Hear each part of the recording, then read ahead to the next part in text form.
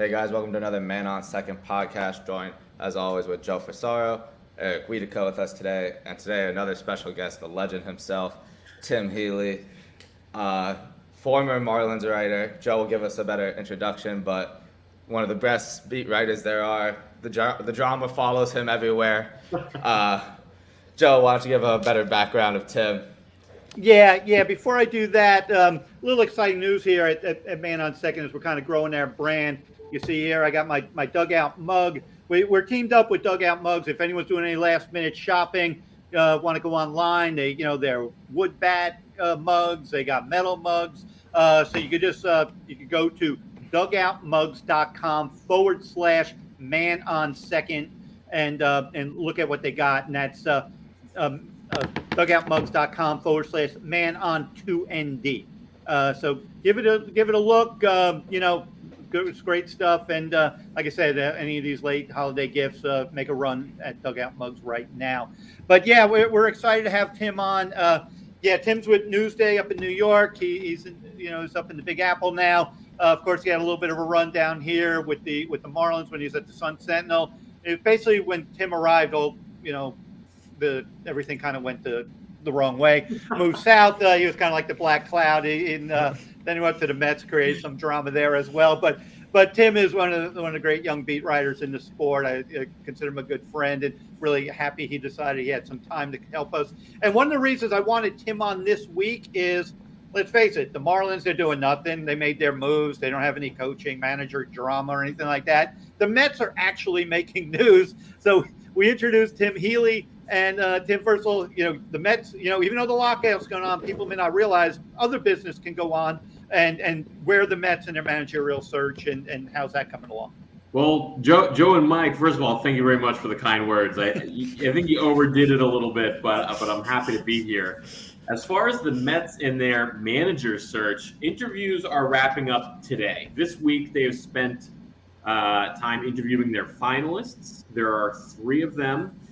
Joe Espada, who Joe knows, he's a former Marlins coach, and right now is the Astros bench coach. Matt Quatraro, who is a bench coach for the Rays, and then longtime manager Buck Showalter, who is going today with Steve Cohen. If he hasn't started yet, then he will this afternoon and evening. They've been doing the interviews in the evenings because Steve Cohen is a Wall Street guy, so the markets don't close till 4 o'clock. So he's been putting in some long days, as always, Steve Cohen has during this manager search. And so after they talked to Buck Showalter for a second time today, a decision could come on who they'll hire anytime over the weekend or early next week. Do you see anybody as kind of a favorite right now? A lot of the buzz has been about Buck Showalter. I know a significant swath of the fan base is rooting for Buck. A lot of my colleagues in the New York sports media corps are rooting for Buck, maybe because they know him. I'm not so sure. I'm a little more skeptical of that. I think any of these 3 would do a perfectly fine job. Mets fans have been turned off to the idea of a first-time manager because they've done that the last 3 times, and for a variety of reasons, it didn't work out, right? Mickey Callaway wasn't good at the job.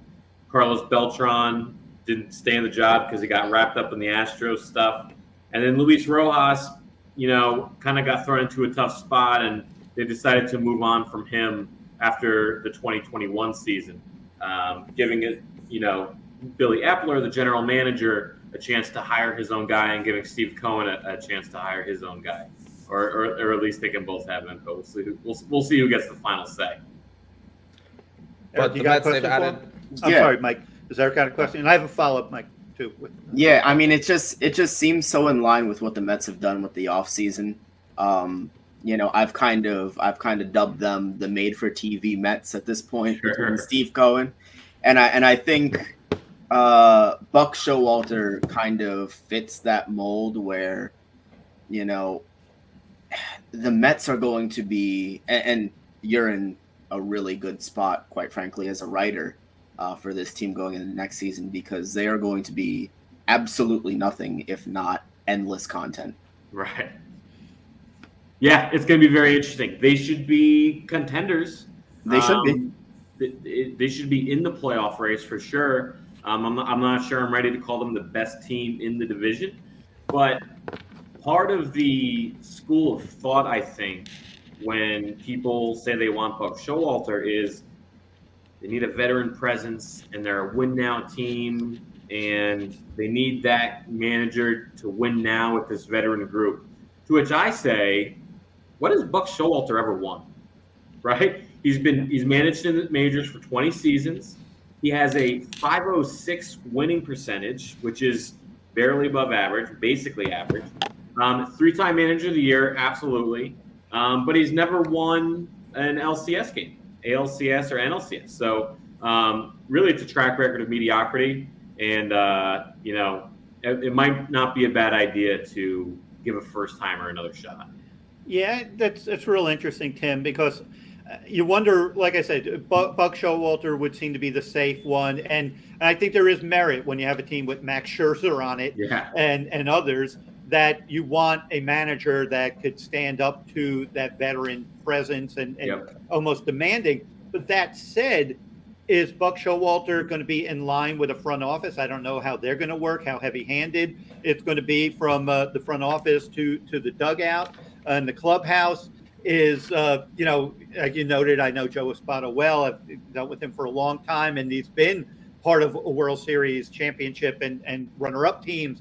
And then obviously with the Rays and their track record and their systematic approach, are those personalities enough to handle a clubhouse like the Mets are going to have, especially with new additions when you bring in 4 significant free agent types that are different personalities in a clubhouse that has a Lindor, an Alonso, and DeGrom and so forth?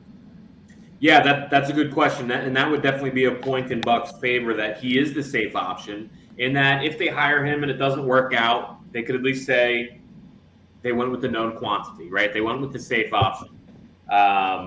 Whether or not Joe Espada and Matt Quatraro have the sort of personality or gravitas to, stand up to Max Scherzer or tell the veteran star players what to do. That's part of what Steve Cohen, Sandy Alderson, Billy Epler are getting a sense of this week, whether they have that sort of personality and those leadership skills.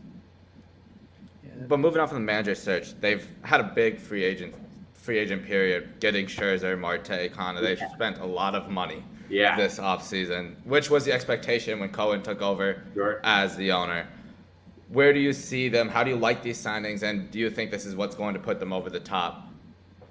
I like these signings a lot. I think Max Scherzer is going to be a lot of fun to watch and to cover.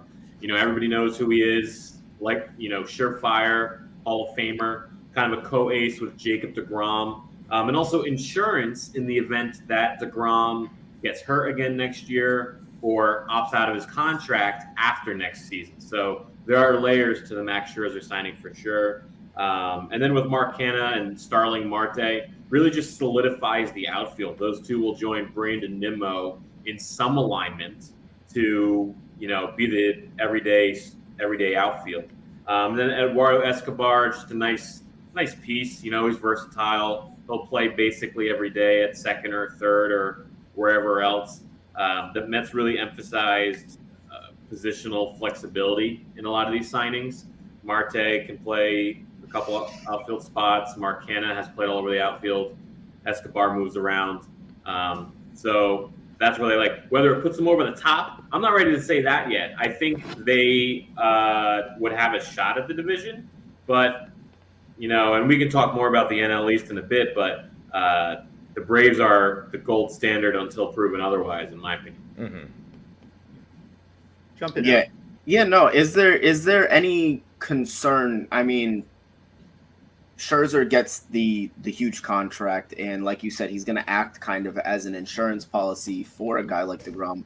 But last year, I think for the first time, we kind of saw Scherzer himself kind of, maybe not necessarily, he's been a horse his entire career, but we kind of saw a sign where he missed a little bit of time himself. Yeah. Is there concern at the top of that rotation that you have two guys in DeGrom and Scherzer, in Scherzer's case more so that he's aging, that two guys that might miss more and more time as they go forward. Well, that's always going to be a concern with any pitcher, but especially two pitchers in their mid-30s in DeGrom's case or late 30s in Scherzer's case. Of those two, injury-wise, health-wise, I would be more concerned about Jacob DeGrom, right? Because he had the elbow and arm issues last year. Sandy Alderson said it was a partial tear of the UCL that they said resolved itself. So to me, Jacob DeGrom is a big question mark going into spring training. Max Scherzer, he's encountered some back issues, some hamstring issues, not a whole lot of arm issues, which is always good news for a pitcher. So somewhere along the line, Max Scherzer will fall off or break or whatever, because that's what happens to pitchers. But the guy had a career best ERA last year, finished third in NL Cy Young voting. He was third on my ballot. So I don't think the Mets are really worried about his decline just yet, though the deal obviously does come with that risk. Yeah, Tim, I want to ask you about Starling Marte, because he's someone we're familiar with down here, obviously. And, there was this everything that's kind of fumbled, to put it mildly, how the Marlins kind of handled it. And terrible. Just how much do you think obviously $78 million swayed it, but how serious do you think he was about returning to Miami? Were the Yankees? We heard the Yankees were involved, but we never really heard a final number. Do you have any info on that? And do you think that where was he on the priority list for the Mets? Obviously, he was part of a group the Mets signed all in one weekend. It seemed like. To the first part of your question, I don't know his feelings toward Miami. I don't know that firsthand. I imagine that the bungled extension talks, as you mentioned, referenced, didn't help. That said, I think it was the Mets' willingness to go a fourth year with Marte that really locked him up. Obviously, as you alluded to, money matters more than anything, and the $78 million obviously will move a needle for a guy, especially when he's 33 years old, I think. So this is his big payday, the big payday of his career. The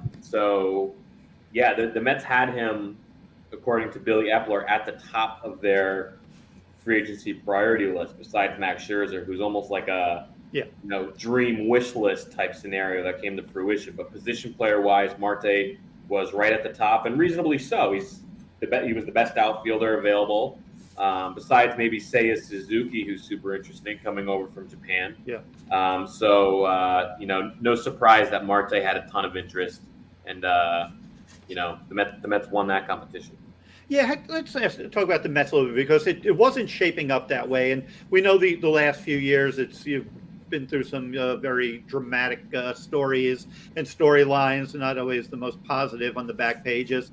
And then you had the Mets' reputation that people wouldn't want to play for heavy-handed owner like Stephen Cohen, and that they lose Steven Matz when they thought they're going to keep him. And yet now a sudden perception is everyone wants to go play for the Mets, while a month and a half ago it seemed like no one wanted to be part of the Mets. How do you think Cohen and obviously money talks, but how do you think that kind of flipped and what the culture is, the reality is? Yeah, it's amazing what $250 million will do. That's pretty much what they paid for those 4 players they signed at the end of November. It's interesting. The people are afraid of Steve Cohen. People don't want to come to the Mets. That stuff seemed true and relevant, especially during their GM search, which started as a president of baseball operations search. They tried to hire a dozen or so, at least, different people for a variety of reasons. None of them panned out. Sometimes they couldn't get permission to talk to them. Sometimes that individual did not want to come to the Mets. And then they eventually land on Billy Epler. As that was happening, the Mets got snubbed by Syndergaard. They got snubbed by Matz. They lost Aaron Luke to the Angels as well. So there was a sense that players-wise, maybe people aren't sure what the Mets are going to be. And then when you go out and give Max Scherzer that sort of deal, and you can convince a couple of solid position players like Escobar and Canna, and then put the cherry on top with Marte, then, that's going to move the needle. And that's 1/3 of their everyday lineup for 2022. As Max Scherzer said during his introductory news conference, it's, it only takes a couple of guys maybe to change the tone in the clubhouse and change the clubhouse culture. And that was something the Mets said they wanted to improve on, sort of saying without saying that they had a problem there last year. Where did those problems allude to, though? With the clubhouse culture last year? Yeah. Oh, there were all sorts of things. The Francisco Lindor and Jeff McNeil scuffle down the tunnel, followed Wasn't by over a their squirrel. yeah, exactly. Does this help? Yeah. And the thumbs down is another example. I think if Luis Rojas, I think his greatest fault last year was too often he did not know or claimed to not know what was going on with his own players in his own clubhouse with the rat and raccoon stuff, the thumbs down stuff. He said he didn't know anything about it. So there were issues last year for sure, and I think the Mets think that they solved that problem with some of these acquisitions. Yeah, I think you bring Scherzer especially into your clubhouse. You convince him to go. Now, obviously, the money helps convince, but you bring that presence and someone, especially to pry him away from LA. Right. I mean, they were knocking on the door to, probably winning it all, and it didn't happen for him. But, I think that's probably a big sign when you get him to. How much do you think the fact that he's buying a house in Jupiter and just up the road in Port St. Lucie, obviously, it helps to kind of be close to home for a good bit. Yeah, he mentioned that during as among the reasons. Lives in Palm Beach County. He's a Cressy guy working out there. Has spent spring training with the Nationals all those years in West Palm, or at least when they moved to West Palm.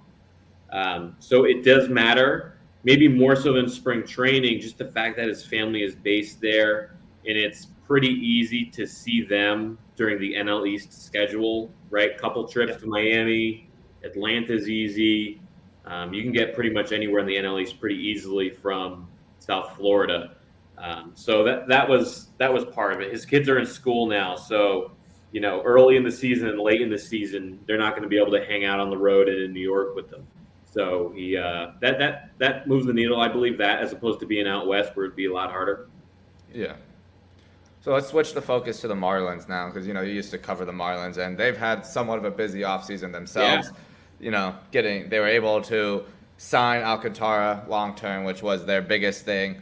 They got Garcia when they traded for Joey Wendell. They've had a bunch of good trade. I mean, they have a bunch of good signings and a good trade to get Starlings from Pittsburgh. What do you think of the Marlins offseason so far, and how much do you think this has improved their team? I love the Marlins offseason so far. I think they still have some more work to do, but as far as having several weeks to make moves before the lockout, I'm a big fan of the Joey Wendell trade, big fan of the Jacob Stallings trade. He's a beast defensively. And then, signing Sandy and locking him up long-ish term really gives them some rotation stability as this crop of pitchers gets a little older into their arb years in some cases. And then Avisail Garcia, he's a nice outfield addition too. It seems like every time I went to watch the Marlins last year, it was Lewis Brinson still playing the outfield and Magneuris Sierra still playing the outfield. It's like, oh my God, if Magneuris Sierra can hit the ball to the outfield, that's a win, So the less at bats you have going to guys like those, and I know Brinson finally got DFA'd. Hopefully he gets another shot elsewhere. But the less at bats you give to players like that, the better off the Marlins will be.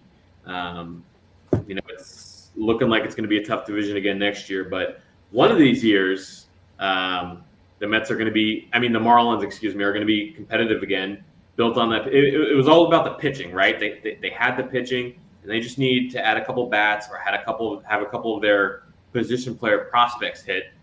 They saw that from Jazz finally last year in a big way, and they look like they're going to be a lot of fun.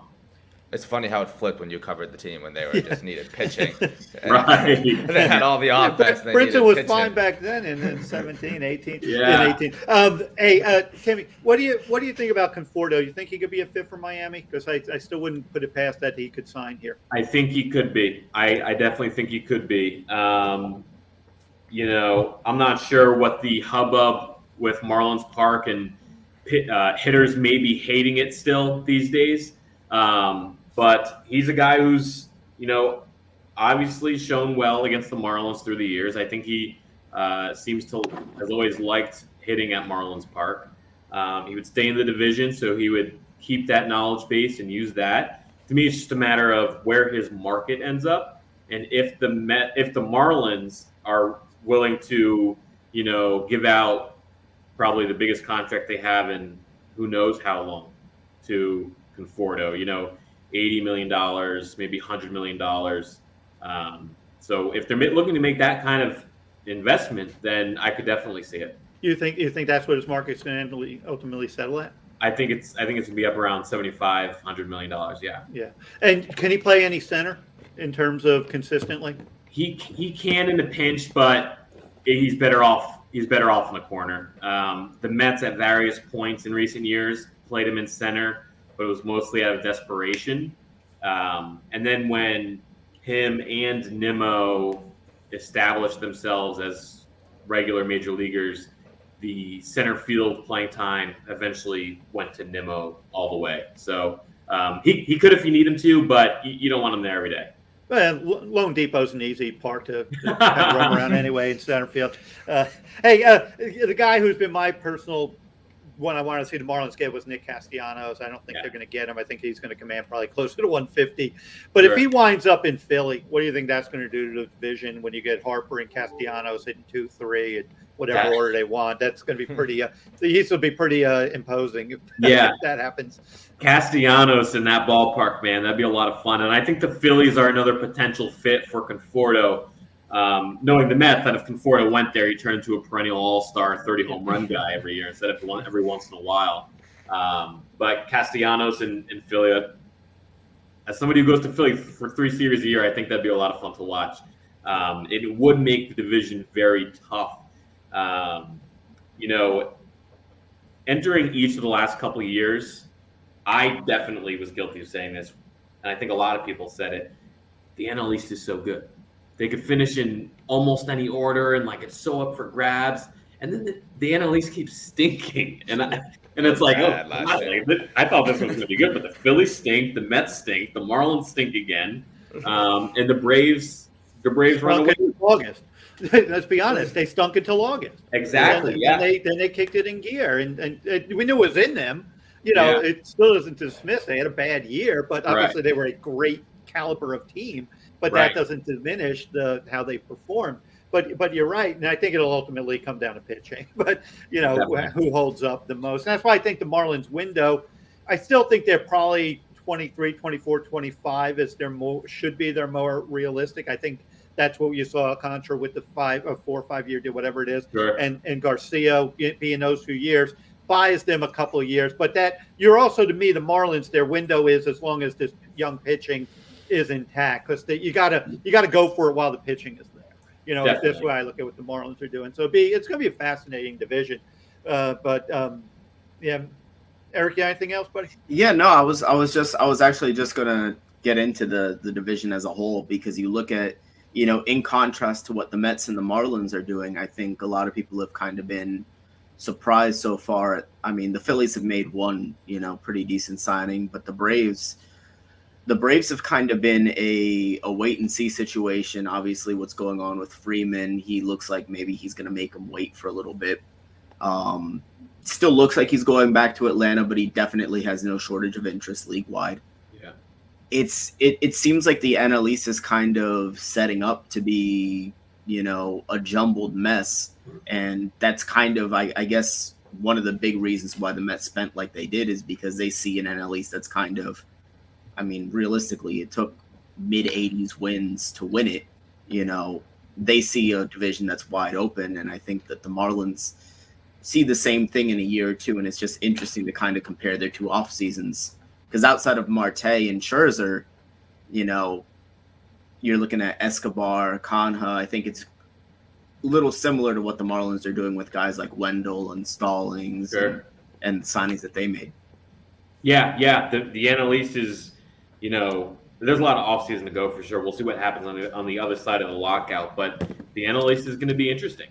You mentioned Freddie Freeman and him probably going back to Atlanta, but not definitely yet. And I don't know. I just think as a baseball fan, I don't want Freddie Freeman playing anywhere other than the Braves. He's the exact kind of guy who should wear one uniform his entire career, and I hope that happens.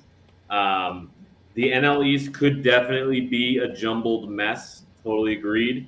But I have to put the Braves at the top of my, power rankings, my December power rankings for whatever those are worth, because of what they did last year. Besides winning the World Series, they caught some lightning in a bottle at the trade deadline. They got hot as a team, ran away with the division, won the World Series, and they did it without Acuna, without Ozuna, without Soroka, without Darno for a lot of the year. So much did not go their way, and they were still clearly the best team in the division. So the other teams definitely have their work cut out for them as far as trying to play catch-up during the offseason. Never mind whatever happens on the field come 2022. Right. It's going to be scary once they Acuna is basically like the best offseason signing. When you think about it, he didn't play the whole second half. So basically, if all the team moves everyone gets, the Braves get Acuna back, assuming at 100%. That's probably the best off-season acquisition for a team that won it all without him. And so, you can't diminish what his presence and return will do. And I won't have to get Ozuna back either. Yeah, absolutely. Yeah.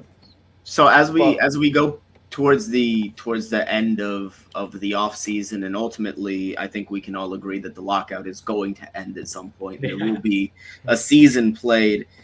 How I know players want teams to be more competitive in general, and we want to stop the tanking. You saw it a little bit in your years in Miami. It was kind of it was gross from a fan's perspective, quite honestly. But how is it that the league and the Players Association are going to try to ensure that teams are competitive and trying to win in this new CBA? Well, whatever they eventually decide on, I don't know.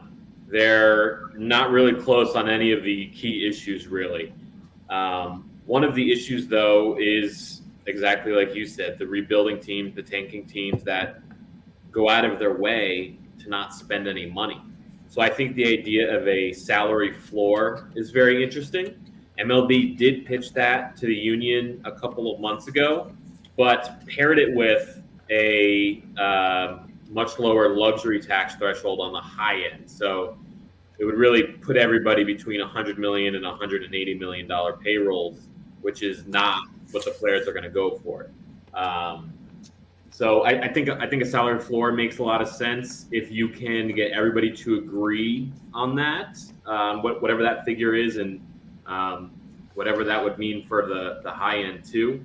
And then the other way to discourage tanking is stop giving the top draft picks to the worst teams. And I understand why that's the case, but what I would say to the worst teams is screw you, try hard, and then you can get good draft picks. And how to fix that could take any form. You could do a completely random draft order, or give the top picks to the best teams.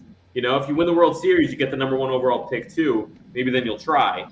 Or you could do something like the first team outside of the playoffs gets the first pick, and then work your way back from there. So there are all sorts of things they could do to change it up, and some of that stuff might be radical, but I just think they need to discourage tanking, and for the good of the game, and there are a variety of ways to do that. Yeah, I don't know whether I'd completely make the team that give the Dodgers or the Yankees the first overall pick. I love it. I'm sure you guys like it. But I could see maybe a lottery form. Maybe the bottom 10 teams scramble, put them in a lottery, much like the NBA, and figure that out. Because then you still want teams are still going to be motivated to be down there, just like in the NBA. But Tim, you're also seeing, teams still with the draft aren't taking necessarily the first consensus overall pick because of money. They're taking, you're taking teams taking the 18th best player in the Right. first 5 because they could sign draft picks, second through 8th rounders, and overslot in the 5th round, and Right. so it's still the draft. I get it. I don't think it has as much of an impact as, like, I don't think the Marlins were doing it to be 1-1. Right. I think that they feel that they get the flexibility for the big league roster, and you bring in players, and we saw it here. Okay, you go back to 17, Marlins last year of somewhat competing when they traded Yelich and Stanton and so forth. Yeah. In 18, they wanted to approach Yelich about staying and building around him. He wanted out when his buddies left. Real Yep. Muto wanted out the same time. He went a year later. But, the players, if a team is going to pivot, the Mets went young with David Wright. He stuck through it and ended up getting a World Series appearance out of it. Freddie Freeman did it, won a World Series. I don't know if it's that cut and dry, if it's that simple to say you're going to what do you force teams not to make trades at the deadline to try to win 75 to 80 games or 85 games. I don't. Meanwhile, the Yankees and all you guys be writing, how come you're not trading out Contra? The Marlins are way out of it. What are the Marlins doing? They could get, Volpe and company, or not Volpe because you'd want to give the 30th prospect for him. And I just don't see. I see the theory, the idea behind it, but I don't see the execution and the practicality of it. That's my question. How do you make all the teams better? I'm not saying teams should fully tank because we're seeing just the long-term ramifications. I think the younger player, and with social media, you're seeing the griping a lot more publicly. Even when you were here, it's not that long ago, you didn't have people on a rebuild Marlins team all taking to social media saying how terrible it was to be part of it. Now you got players getting themselves out of town. And I'm not saying it's right or wrong. It's the culture that they're playing in. And yes, we want Miami to have a competitive team. It's the matter of how do you go about doing it, short of just spending money. Yeah, no, that's a good point. So maybe the draft in itself is probably not enough to disincentivize the tanking. So maybe the salary floor is worth going a little harder on for both sides. Yeah. And you never know about injuries. You can think you got it. We saw Marlins teams we thought were going to be in it. 17, even after Jose. I remember we had the conversation when Jose passed. You kind of made that turn, like they got to break this up. It was just happening, and you were right. And my emotions, the emotion, no one's wanted to see him get everyone right then and there. We were going through such a tragic moment. But would it have been a smarter move to move them all then? It would have been a tanking, but you don't know what the return would have been. But I do think that it's almost like you can't completely take it to the floor. I think there have been too many front offices who just say, break it down to the cellar, and then we'll build the house from the ground up. But you have to have players buying in, and the right player that wants to stick around to say, hey, we may not be totally where the division is the top, but we're also not going to be looking to get out of here that quickly either. Every team needs a Miguel Rojas. Yeah. You need somebody that wants to ride it out, and I think that puts the onus on the clubs, obviously, to get the right people but you still aren't going to win without organizational depth. There's, we see it. The deepest teams have the best chance to win. The Mets have been victim to that every year. They don't have a deep team. They could have an okay-looking major league roster, but then they get some injuries and they're calling up, nobodies or washed-up guys from AAA, and then they just kind of shoot themselves in the foot. I remember someone in the Marlins once told me, it might have been McKeon, when you're going in and your owner or your GM or your manager saying, if we stay healthy, we're going to be good this year. Yeah. To me, right away, I'm like, this is going to be a sucky year. I say that day one, and that's the reality. And think about it. All the times you hear, if we stay healthy, and our market down here is the kings of if we stay healthy. We'd probably have 10 rings down here if, based on that logic. But they don't stay healthy. It doesn't stay healthy. Yeah. But besides the tanking, what needs to be done in this lockout between the union and the owners to end this thing? because there's a lot going on. There's the universal DH. There's service time manipulation. Like, it seems like tanking is not even might not even be like top 3 of the main concerns. Yeah. So what else needs to be done to avoid a shortened season? Because it looks like we're gonna get close with potentially missing some spring training games. The other big holdup, at least on the player side, is the pre-free agency system. So the way it exists right now, it's 3 years of basically the league minimum salary, 3 years of arbitration, and 6 or 7 years total before a player reaches free agency. And when you combine that with the years in the minors, it's normal for people to spend a decade with the original team before finally hitting free agency and choosing where they can work, cashing in a meaningful way, etc. So what the players want is a quicker path to free agency and or more money during those pre-free agency years. The owners naturally don't want to do that. So what does a compromise look like? Oh, God, I don't know. It could look like anything, you know? MLB has suggested everybody becomes a free agent when they're 29 and a half years old, or, 5 years instead of 6 of team control. So I don't know. Baseball takes longer for a player to get to free agency than any other sport. You see in other sports, guys become various versions of restricted and unrestricted free agents after just a handful of years, as opposed to 6 or 7, which is just so long. So that's the sticking point.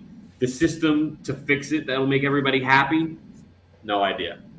No, you're right. I mean, I could see them going to 5 year instead of 6. Yeah. I could see. I don't think anything like that is gonna. I don't think 1 year of service time is going to cost the regular season. I just don't. There's really nothing. I get it, and you keep hearing everyone's entrenched and all that other stuff. Maybe I'm being optimistic, but I don't see any specific thing that's being said, especially when the money is clearly there. When you had all these guys sign all this money, the highest paid guys in the league, the best players, that I don't think anything should be in place that prevents spring training from starting on time. I don't think anything is that unreasonable that they can't work that out. I agree, and everybody that I talk to, their expectation, people within the game, their expectation seems to be, this could go on, this will drag on until mid-February, mid-January, late January, early February, but there will be 162 games last year, even if it costs a little bit, a slightly shorter spring training. Which everyone wants to do less anyway. So right, yeah, exactly. Exactly. And that's exactly what I'm hearing, Tim. It's like, I don't think, yes, could it be the last day of January before the ball's really moving down the field? Right. Yeah, but I do think they'll get there. And I'm not shocked that they're not talking until January or anything meaningful, because you imposed the lockout and everyone went home. What are you going to do? So now everything's solved. So everyone's going to go home. They're going to enjoy the holidays. And I do feel confident that baseball will start on time and there'll be an agreement. Like I said, there's nothing that seems that unreasonable that's that big of a hurdle that the sport shouldn't be able to go on with a normal 2022. Agreed. It's only $11 billion a year. I think they can figure it out one way or another. Yeah. I mean, it's in the meantime, we're having fun doing this. But yet, Tim, we're really happy to get you on this week. Like I said, I wanted to get these podcasts. We could play what if, what the Marlins should do, who should play center field. I'm like, there's one team making news. Let me call Healey. Happy to do it, Joe. Thank you very much. No, you're the best, buddy, and have a great holidays, my friend. Thank you. Thanks for joining us. Thank you very much, Eric and Mike, as well. You guys all have good holidays. You do the same, man. Okay. Appreciate you coming on. Appreciate everyone for listening.